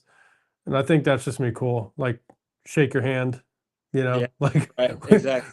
we've known each other, what, 2.5 years now, and we haven't fished together. And Right. so I Exactly. think that's the cool part of it, Yeah, I'm excited. Brother And caught an osprey on top water and we had to use the for me net. too. DW boat. Yeah. That birds and nets, seagulls was my thing. Like, seagulls and turtles, gators here. Caught a lot of gators. John, Bassmaster is last week of May. May 30th? May 31st and 30th, I think. 30th, 31st, yeah. Yep. Yeah. I know, Steve. I know. We'll have to figure something out, man. maybe next year, or we figure something out this year. If there's, I think the easiest thing for us to do with Steve would find like a kayak adventure series event that's halfway. I think that's what we'll have to be to do with him, or just plan a trip halfway, like in Tennessee or Or he somewhere. can He's fuck it up. that's a Fuck it long up. hike, man. Yeah, I wouldn't, you know. What's up, Steve? No, Kevin, that's the no limit. Okay, February yeah. 21st is the native no limit. So May, the end of May is the Bassmaster. Bassmaster Kayak Series. The Eco Fishing 250. When is that, Steve? Yeah, yeah. I would go out there and fish it. I would love to, but the problem is, well, the kids are young, man. It's real hard. You know, there'll be a time, and that's the thing I'm starting to realize too. Like, even with the plastics, is like being out there at night. Like, I've been making a lot less baits at night and doing it during the day. Because like it's so nice to just like sit inside and chill and enjoy it. The kids are gonna grow up and be gone, and I'm gonna be able to go out and fish and do whatever when they're gone, right? Like, so And that October time towards the end. to be here before you know it. Yeah, I draw the line on gators. My brother is going overboard. They're, I don't know, they're fun. The gators are interesting. I I may mean, sight cast for I'd be them, but lying if I said I wasn't a little bit nervous about it, but I they mean, don't mess with you. You're good. Yeah, John, Bassmaster is at the end, end of May. Also, I think Queen City is doing a joint with Bassmaster. So if you're familiar with Queen City, they're joint. You know, that's what I want to do this year. Is yeah, phase the cast events that I really wanted to hit. I had two, Florida, and then the one in the James River, cheerleading. My daughter has cheerleading competitions, and it just didn't line up. Because I was going to try to link up with the guys from Dark Horse Tackle and a few other people to fish it, but it's not going to work. Not going to work. End of May is my wedding. Oh man, that's right. Steve, do you remember the? I need to buy that for Steve. Never mind, I can't say it. It has to be a wedding gift. You remember what he said he wanted to wear? No, I don't remember that. He's not as dumb as he says he is. He'll probably remember. I have to get him something made. It's in the shape of his favorite plastic that I have. Oh, okay. I don't mind gators, but phasing that, so yeah. The gators are interesting. It's just, you know, there's here and there. What event you fishing in Florida? So I'm not fishing anything in Florida. We myself and a teammate, we were gonna fish the no limit. Was it the no limit that they're doing this month there? One of whatever, right? And we decided to FNGO, and we're gonna fish the no limit here, because he can come up this way, and I'm gonna go back down to Florida at a later time and hit headwaters in Okeechobee up again to have a second go at it. So no events down there. I'm not a big event guy, right? I do a lot of content. I own the bait brand. It's just like an extra thing I can't get myself super involved with, or I'll, you know, ignore the other responsibilities. I like get obsessive personality almost. And so monthly tournaments are about as much as I can handle before I take things too serious and put other things aside I need to focus on. So. All right. Oh, it's September. Okay. Little gators will hit about anything. Yep, that is true. They do. Yeah, so we used to try to catch them. Not try to catch them, but we would antagonize them a little bit. FaZe, you're fine. I was catching them on an inflatable osprey. Yeah, you were. Yep. Yeah. Well, Now they don't do anything to you. They scared of you, except if it's mating season, then they'll rush you. Which, yes, don't have an inflatable. They're fast. They are not like, they don't swim under the water at you. They come up on plane, tuck their little arms back, and they shoot their tails. So they're fast across the water. NRS CUDA. I don't do gators. I sold my osprey because of it, so I don't blame you. It's just I didn't know where I was fishing had gators, and I was out on the inflatable, and then you know, Forest And Stewart, then you 1.5 found years. out that it did. That's great. All right. He says, I was at Fort Stewart for 1.5 years. We messed with gators and turtles and snakes and anything else we found. Yeah.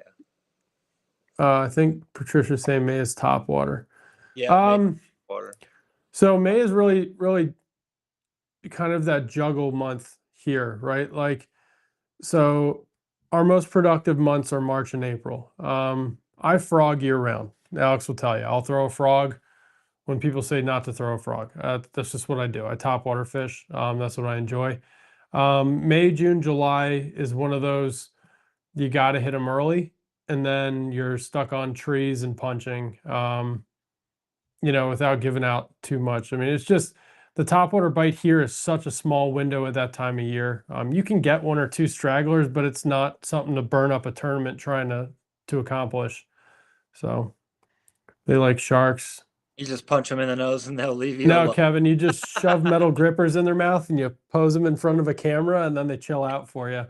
Or like the bigger ones, the 6 and 7 foot ones I caught will just like sit there with their mouth open because they can't close their mouth because there's a frog jammed in it. And I'm just like, dude, let me get a video real quick of you. And then yep, paddle, pop it out, and they're good to go. So. Yeah, I don't think it works. Yeah, Faze, I'm from Maryland. So same thing, freaked me out. I was in a pond and you see a big old gator pop up. And I'm like, what's he gonna do?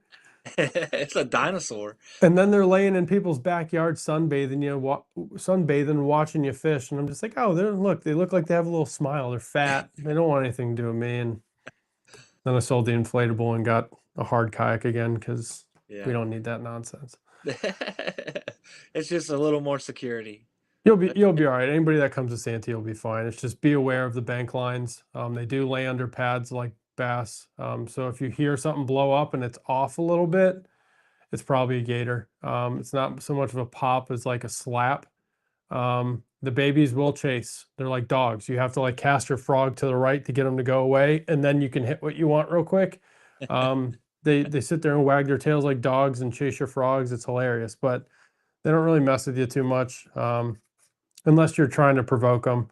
Yeah. And don't hug the bank lines. Just don't do it in May. Don't get like super shallow where you can't see on bottom or around you if you're not used to them, right? Because it's just better to be safe. So yeah, 8 to 9 foot female rush me on a boat, Cooper.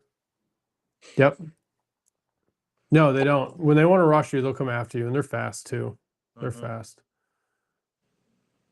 Yeah, we've all seen some of those horror videos of the guys. Go to Florida. Winter Haven chain of lakes. Okay, I'll have to take note. He said, "Don't give my spots away." Oh, I've seen Spees fishing there. There's no fish there. Don't worry about it. Oh, that's Spees. Oh, I don't catch baby fish, bro. I ain't going there. Have to dog him. He changed his name because he moved to a new area code. No, right? That's still the Georgia area Is code. it? Yep. Didn't you change it somewhere, Justin? I think you changed it somewhere on TikTok or I don't know. It's weird because you don't see someone's logo on YouTube, right? It just shows the YouTube thing. If I saw their like logos or their clip art that they use on other socials, I can usually pick out who it is pretty quick. Yeah, they do. They swim faster than the NK300. Yes, they do. Yes, they do. Oh, okay. Yeah. No, I'll have to when I come down there, man, I'll have to hit you up. We went last year to pick up the one kayak and it it stormed halfway through the day and I had to jet early.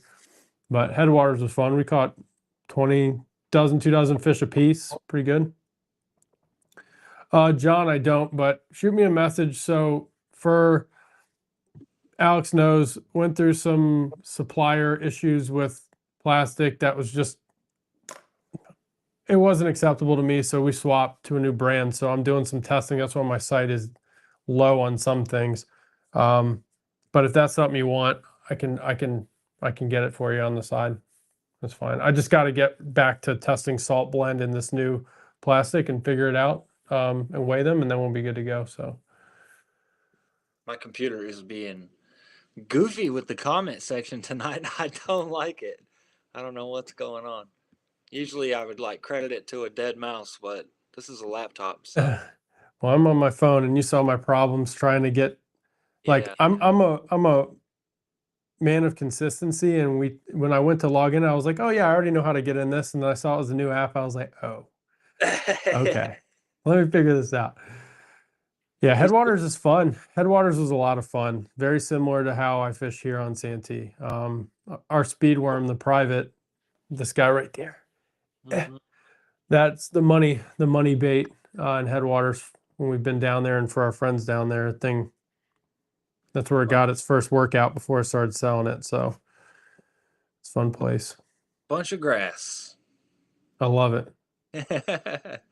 Yeah, we are. We're doing, I'm only doing one event. I don't travel and do events. I have, still work for the government in some capacity. I'm retired Army, but I do, so video we're going to talk. We're going to do the Santee one at least to finish that question, just to meet up and do it. Yeah, I'm just doing the Santee one. Other than that, I'm going to fish 2 more of the Georgia Bass Nation tournaments, and then that'll be it for bass stuff or Bassmaster or anything like that. Kevin Takaw, that's actually on my list.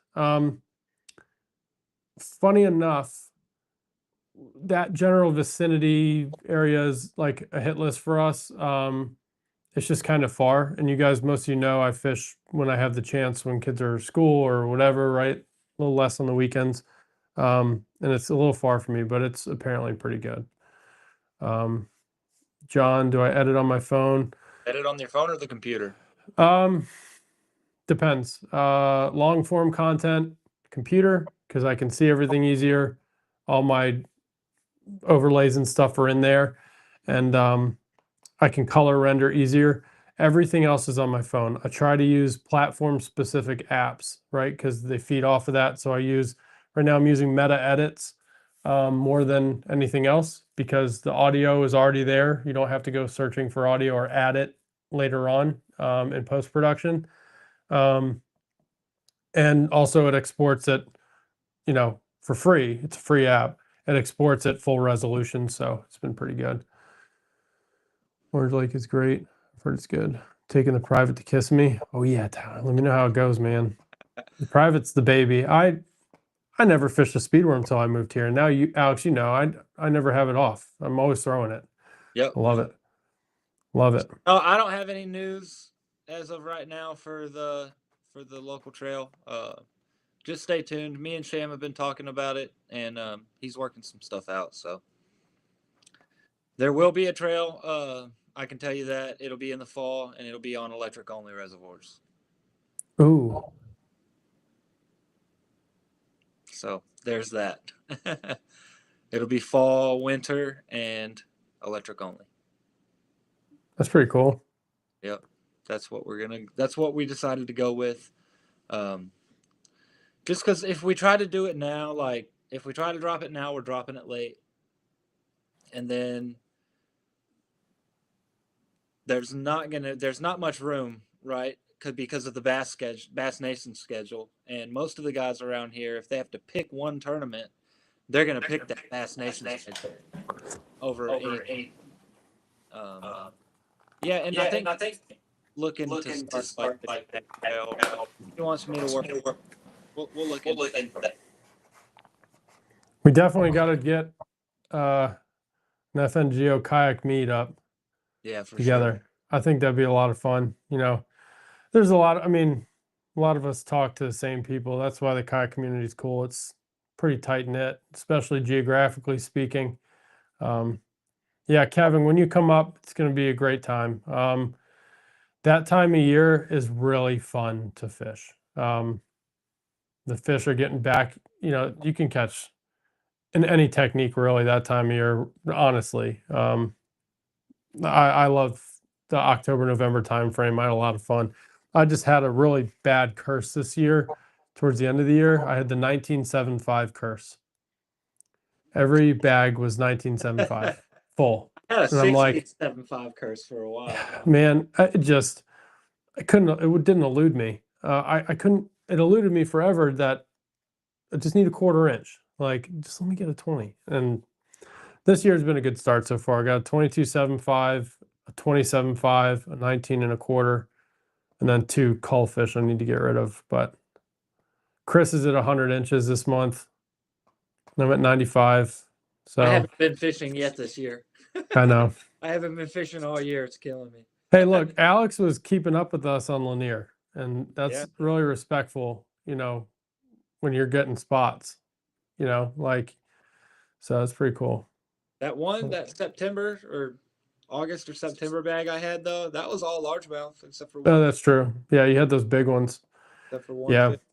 I think it's fun. I considered starting I used to run tournaments. I used to do them for the snakehead scene, and I just kind of got the only way to do it where it's not like expensive to the angler is doing it by Excel sheet, and that's just so hard to manage. And I don't want to pay for the chaos and the tourney X, right? Like just for a fun event. So, because I thought about doing one through TFC, like a followers tournament, right, and then do it that way. But it's just a lot of work. It is a lot of work to run a trail. It is. You got to have like a team of people that all have their own role and do a different job because it's a lot to put on one person, especially if you work and have a family and all that. It is. Being a TD is it's a volunteer job. So, you're not getting paid to do it, and it's a lot of stress. Justin says you need to come down to Headwaters. Yeah, maybe we'll see. Yeah, I need put a frog in your hand, let you go at it. If I cross that Florida state line, I'm going. There's likely only one place I'm going. Where? Disney World, baby. Oh. Yeah, that's my wife's favorite place, I'm sure. I jokingly said let's move to Florida. And I was like, you can just be near Disney. But I have too many friends here now. I wouldn't move again. Yeah. So yeah. It's same.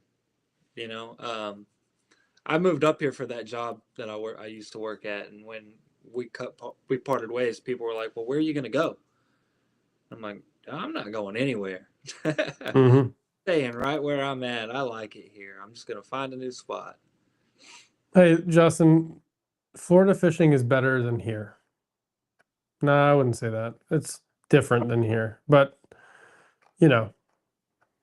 I think everywhere has its, Maryland was awesome too. I mean, I was catching more fish up in Maryland than I am here. It's just here I'm catching the size, right? And I had smallmouth up there and whatever. So I need to mute our chat. They're going ham. Let's see. Yeah, John, if you're trying to fish it in May, I don't know if Relax still has rooms, but definitely let me know if you're going to fish it. We can meet up. And yeah, for sure. Yeah, we'll all be there. Myself, Alex, Thad's coming in. Who else? Chris. Is Greg. That one too? Yeah. Oh yeah, Greg's coming up. Yeah. Oh. Yeah, and then Rudy was talking about fishing it too. We need to get a lot of We need to get Josh down there too. Yeah. Yeah. So it'll be fun. It's gonna be a good time. Miss my nights with Alex on Lanier. Oh yeah. Little date nights. Fish with me a lot. We would go out and fish dock lights and stuff. Yeah, that's fun. BBT in the morning. He was out there fishing with me one night. Well, and I was wearing the fish out. And Justin's like, couldn't get a bite. Told him what I was talking about. It's all right, Steve. Saying, not getting a bite. And I'm like, dude, what color is it? And he's like, well, it's this one. And I'm like, no, dude. So I throw him some worms. Boom, changed his life. Steve is sad. Steve is sad, boy. It's all right, Steve. We'll put you on a monitor and bring you around with us. You just reschedule your wedding, man. It's no big deal. Yeah, yeah, no big deal. Just let Kelly know. Yeah, we're gonna push this off. I'm going fishing. He'll understand. Fishing comes first. Give her the pre-warning of marriage now. Yeah, I'm going fishing. Yeah. Yep, that's right, Kevin. You're Yep. right. Steve, oh, Steve already printed my identifier. I was going to say, I'm going to get a sticker made of Steve's face and put it on my identifier. So when I bump board fish, I'll be like, Steve's with me. He's just looking at him, looking at everyone. He said, "Hell no, I'll die." Yeah. Great. No, I'm gonna make a joke. We need to make a Steve voodoo doll. Bring You it got to on. get a 5-pound bag of black and blue swagger sticks. Because You saw what happened to Chris? Do you see Chris's little skit he did? dude. He said that to me. I started dying. I'm like, are you kidding me, man? Yeah. Yeah. That had me dying. I watched it right before I got on here. Yeah. Steve, I'm gonna order at some point. Print the identifier like normal. Print the one I sent you whenever you have a time like normal. But I'm gonna have you do a picture card as a joke. I want you to send me a picture card of you holding your smallie, and I'll just bring it on the trip. Be like, Steve's with us, everybody. A Steve kayak hood ornament. That's right. Yeah, there you go. Yeah. Oh, I forgot I get an SMK identifier. That's pretty cool. Oh. Yeah, our local club, every member gets Trash Panda decals, SMK. Yeah, have you ever fished Lanier, Andrew? Not me. No, he wants to though. We'll get him out here one day. Yeah, Get him on some spots. Yeah, it will happen. It's all scheduling. You know, obviously I've taken breaks from going live on I don't go live anymore. I don't do a lot of that stuff anymore just because of time. Like Alex knows it's hard to get me on a night to come on here just because we have cheerleading almost every night, and Yeah. so it's no, we'll get down there. Doing like live shows a lot. I mean, that's a job. It's a job, you know. Yeah, man, like it is. And now, you know, with another factor is our kids get up. We get up at 6 to 6:20 in the morning with the kids, as before we get up at 7, right? So like if I'm out there once they go to bed, say 9, an hour of running plastic does nothing for me. Like if I don't have 2 or 3 hours, I don't even go out there because it's pointless. It's not enough time to do anything besides inventory or something else. So like the lives just kind of dissipated. Fishing lives I'm gonna start doing again. I think with the Titan, I'll have more room to set up a camera where I need it. You know how I am with camera stuff. I want it in the spot. And I'm not fishing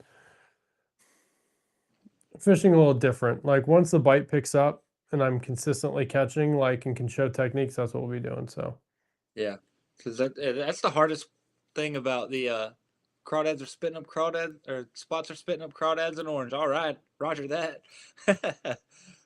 That's the hardest thing for me about going live is like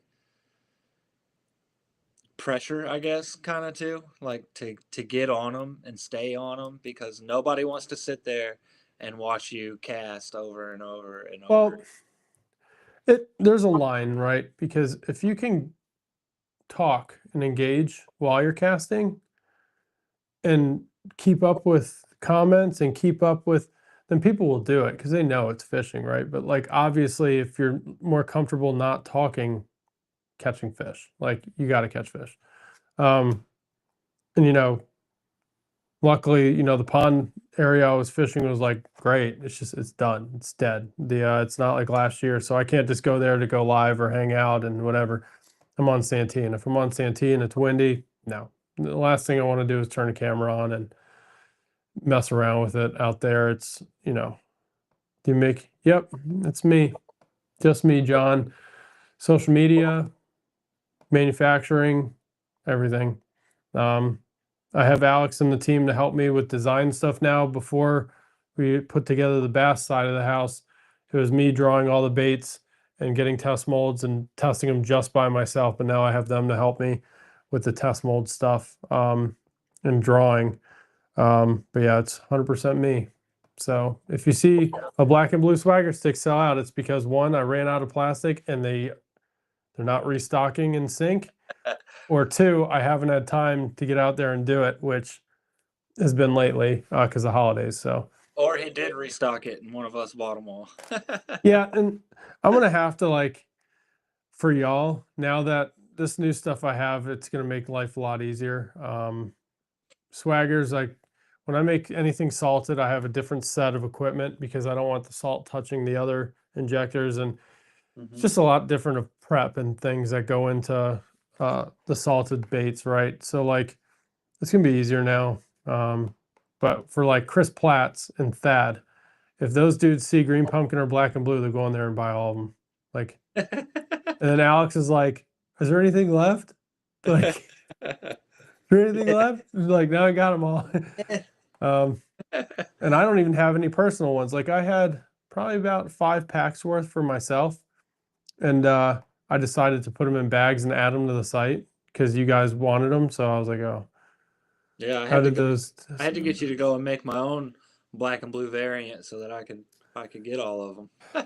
Kevin, really good actually. So once I get caught up from the holidays with MREs, I don't stop posting on social media, even if I sell out, right? Because then you lose momentum. TFC's Facebook page has grown by like 6,000 followers in like 2 months because we had stuff just start going off, and I'm stuck making MREs every day now. That's until that hype goes away again. That's my number one bait. I'm going to focus that one. The sand private, phenomenal. Looks great. It's going to be a really good bed fishing color too. And then this copper, I'm going to call it Pro Copper, right? I made this one color that's like been killer. And then watermelon candy. Those are the only 3 that I've been testing that are they need to be added to the private lineup. Especially with bed season coming up. That sand is going to be like, it's going to be money. It's perfect. It's subtle, it's translucent, but you can see it on a bed really easily. So a sand MRE. Steve, I'll make you sand MREs on the side because most people don't recognize that you can Ned rig fish that, and sand is a very popular color. Like it's like almost like a goby or a baby suckerfish color, right? So I'd honestly put sand on some sort of bone or white. A white chatterbait with sand is like a little contrast, like bone with orange and black flake, right? And then you got the white. Steve seems like a Ned rig kind of guy too. He does. I could see Steve putting a Ned rig on and just like, yeah. I could see Steve putting a net on and just like getting distracted in his own head, like squirrel. And he's just like hanging off the side of his PWR in a river, like just shaking a Ned rig. Yeah. Like I could totally see him doing that. Like, oh, look how beautiful it is here. Just like Ned rigging on the bottom of the river. Yeah. Gosh. Yeah. The MRE is, we got to get on the other molds here soon. That's the next goal. So yes. Yeah, I know. You and Thad want that smaller paddle tail. It's coming. And that worm too. I know. It's just, you know how, and then I got to gear up for frog season here. So that's a whole nother animal that will consume my life for 4 months. So yeah, it will. Because you've got, especially where you're at, dude. You've got the topwater frogs. You've got tack-toed frogs. Well, the snakehead scene clears me out of frogs. So choking on my own spit here. Yeah, the snakehead guys, they like demolish, the hollow bodies. So yeah, it's usually like, it's all you deal with. So. All right. Well, we've been going hour and 53. I am tired, really tired. So. Yeah, I hear kids in baths upstairs, and I know my wife is like, when is the cavalry coming? Because I'm the yeller at bedtime. Get to bed. It's my time. The enforcer. Yeah. And plus, I think she's probably sitting up there with the baby rabbits right now, just like. Oh, yeah, you guys got those now, too. That's right. Mm-hmm. Well, thanks for coming, and thanks for taking some time out, hanging out with us tonight. I really appreciate it. Made the Wednesday show happen. So, yeah. Coming on, we'll have them back again multiple times, I'm sure. Yeah, no, man, it's always fun. And to everybody in the chat, it's good catching up. And again, if you're local, right, and you want a demo test on Santee or check out Festive Water, Yeah, hit us if you up. want a demo test on Lanier, Yeah, demo test in the Santee area. Hit me up. You know, we'll get you set up and answer any questions you want. That's on a platform. You can test my kayaks out and see how you like them. But no, I appreciate it, man. It's fun. Glad the Plastic Boat Nation got our own I know. time slot. Yeah, we Didn't- did. And I'm glad he was cool with me switching it. I was like, dude, this is Yeah, I'm yeah, not gonna be there Monday pretty much, so we need to change nights. So yeah. No, that's awesome. No, it's good talking to everybody. And again, I appreciate you, man. yeah, I appreciate you and I appreciate all of you guys because you make the show what it is, and we could not do this without you. So tune in tomorrow, and Danny will be back with a lunch break and tomorrow night with another Livewell. So you guys have a good night and y'all stay warm out there. Appreciate it.